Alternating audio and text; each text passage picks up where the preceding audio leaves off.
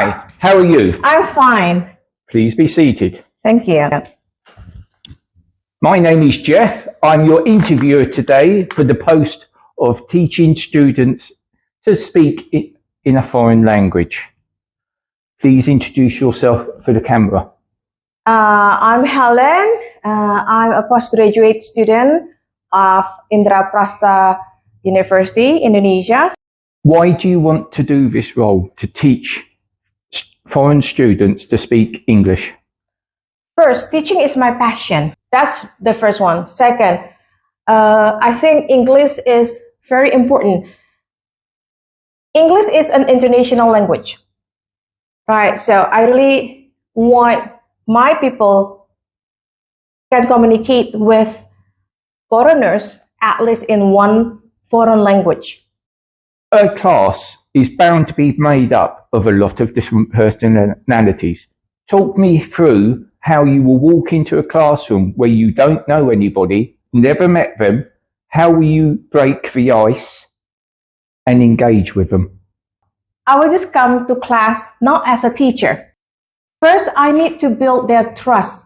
Like what I have done so far, the first time I enter the class, I will just, as usual, greet them, but in my way. Instead of addressing me, myself as teacher, I'm going to just make them feel like we are friends. First, I will make them comfortable with me. Then after that, I'm going to just teach them not like any other lessons. It will be quite boring. So in order to speak English properly, especially it's about the boldness to pronounce, to speak English in a proper way. So I will just trigger their either curiosity and interest to speak. How will you set your lessons up? What format will you use to get these diverse people? We have curriculum, we have the lesson plans, we need to stick to it. But how we convey the ideas, the materials is a different thing to do. Yeah. So based on the things that we have to teach, we have to make it into an interesting one. Let's say we're learning about present continuous instead of asking them to memorize the formula. But it can be a barrier for students to speak, because in their mind, they may certainly put them in order first before they speak it out, right? So instead of giving them the formula first, I will just use the tense in the daily life. For example, hey guys, what are you doing? What are you doing? That one is already present continuous. And then when they say something that is incorrect, then I will just correct it instantly and then ask them to repeat after me. By repeating, they may just remember what they have said. When you ask them to repeat a couple times, they will just make it as a habit, you know. It will just store in their mind. So eventually when they need to say it again, so they can just say it in the right order and the right pronunciation. As I said earlier, you're going to get diverse people, extroverts, introverts, and we need our students to be able to stand up in front of people and give presentations. How are you going to get the introverts and the extroverts to work together? Okay, there are things that you cannot force. Let's say for the extrovert one, maybe it's not a problem to make them stand up in front of the class and to speak their mind based on the topic they have just chosen. But for the introvert, if you force something that they don't please, the result may not be as good as expected. How to have a win-win solution? Okay, you may probably ask the introvert one to make their own video, so they don't really have to stand up in front of the class to speak. But first, maybe make them comfortable at least in front of a camera. Nobody's watching. Okay, that's the first step. Gradually may probably different. We need to know why they are not confident speaking. Probably they are not so sure about their pronunciation or maybe grammar. So by knowing their basic needs, their basic quote-unquote problem, fix it, then they're enough to speak in front of others. Whenever some people do presentations, there is always somebody who thinks they know what the presentation is and how it should be delivered. How are you going to control that they don't sit there running the other people down during the presentation? Because everybody makes mistakes. How are you going to control the rest of the class not to heckle? Who doesn't make mistakes?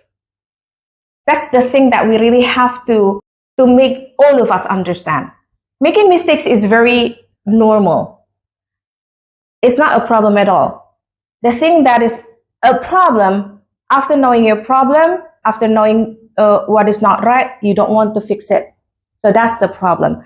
Okay, I'm going to just tell my class, my students, making mistakes is okay. It's not a problem.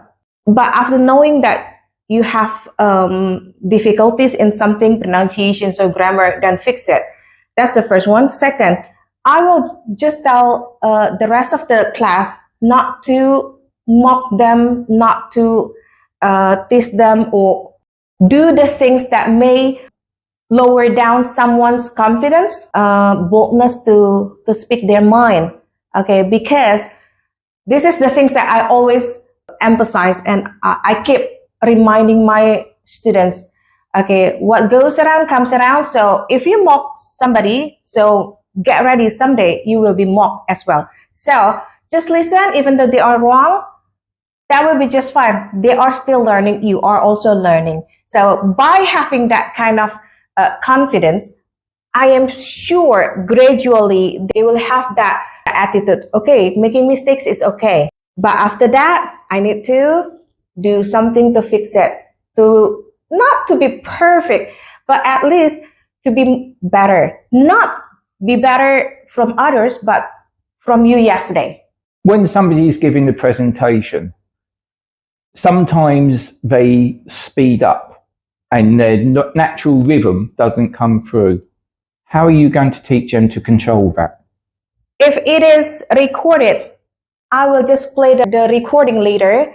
I let them listen to their speaking speed, the pace.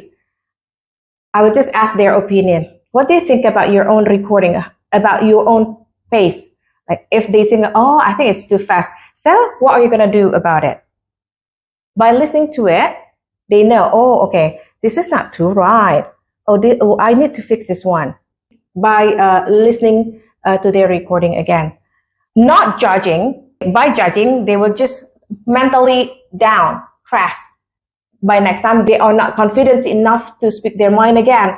Oh, I'm afraid that people will just think that my pronunciation is wrong, my grammar is wrong, and those kind of things. So in my opinion, the very basic thing that a teacher have to do is not correcting, not building their grammar, but build up their confidence first. Once they are confident enough with them, comfortable enough with they themselves, then they are eventually, gradually be able to speak their mind.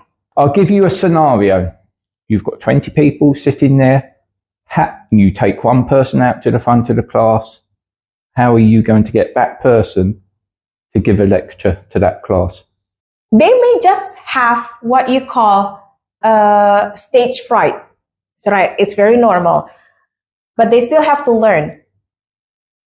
Speaking in public, it is needed. If you don't have that stage fright, it's quite odd. I will just convince them that's okay.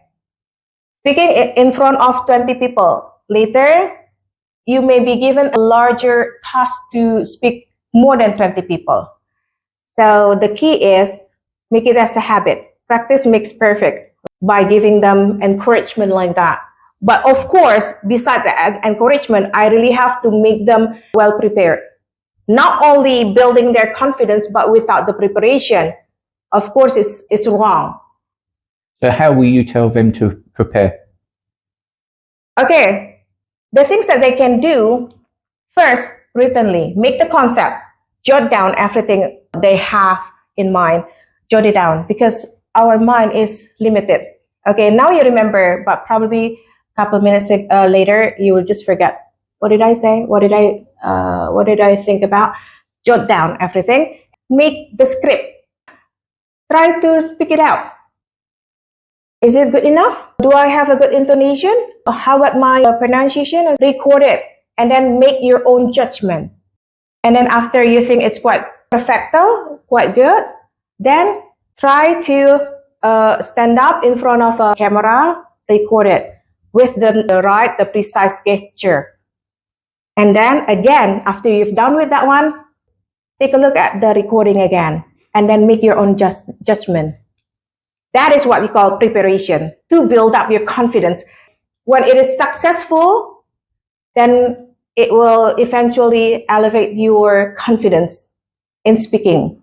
Will you, as a teacher, support your pupils to the utmost of your power? Of course. When it is positive, I have no reasons not support them. Thank you.